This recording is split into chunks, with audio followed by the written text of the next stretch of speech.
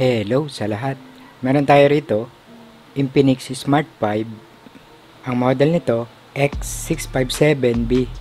Ang issue o ang problema nito, stock logo. Normal itong nagcha-charge.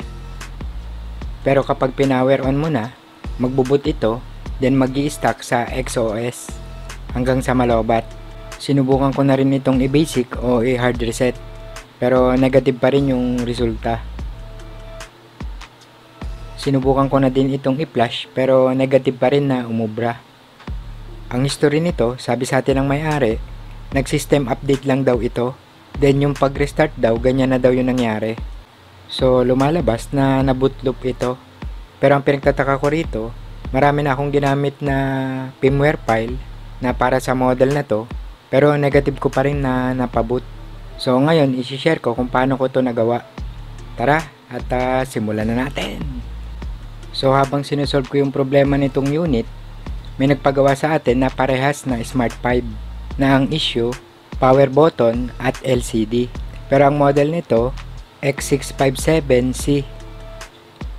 So naisip ko na i-backup ang NB nitong X57C, subukan natin then i-restore yung MB dito sa X57B. So i-skip ko na yung iba para mabilis itong video natin. Bale, ang una ko na ginawa, nag-backup NB muna ako dito sa X57B. Yung nakasip file na mayroong 5D, yan yung backup NB ng X57B. Sunod, backup NB naman ng X657C. Sira ang button flex niyan, kaya ginamitan ko na lang ng tweezer. Ngayon, antayin na matapos o lumabas yung elapsed time. Ngayon, yung backup NB ng X657C ay i-restore naman dito sa X657B. So ang gagawin natin dito sa select natin restore, tapos piliin natin itong Infinix Good, open,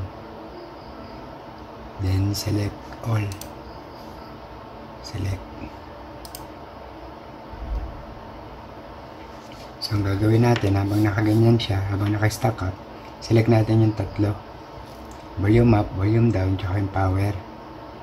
Then kapag namatay yan, bibitawan nyo tong power button. Yan. Yan. Then antayin lang ito hanggang sa matapos. So sa loading yan, medyo may katagalan kaya antayin natin. I-skip ko na yung iba para mabilis itong video natin. Bali nag-okay na yan. Then in-update ko na rin yung system.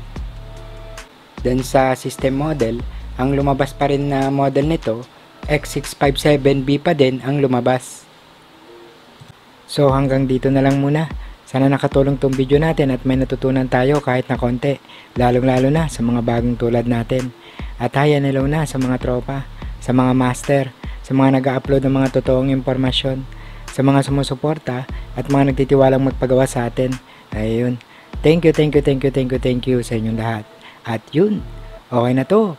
Okay. Okay.